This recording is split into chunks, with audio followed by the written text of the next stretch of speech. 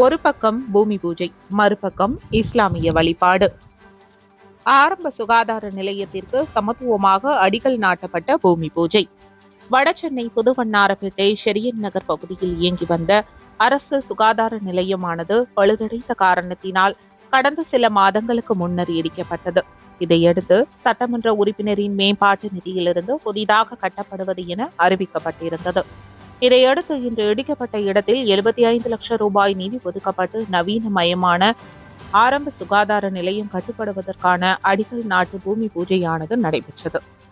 ஒருபுறம் இந்து முறைப்படி மந்திர ஸ்லோகங்கள் பூமி பூஜை நடந்து கொண்டிருந்த நிலையில், மறுபுறம் இஸ்லாமிய முறைப்படி பிரார்த்தனை செய்யப்பட்டு சமத்துவமாக அடிக்கல் நாட்டு விழா செய்யப்பட்டது. இந்த தொகுதியின் சட்டமன்ற உறுப்பினரான ஜே எபினேசர் கிறிஸ்துவர் என்பதால், ஏமா நான் வேணும்னா அப்படியே ஜெபம் பண்ணிடவா என கேட்க அங்கு சிரிப்பலை எழுந்தது.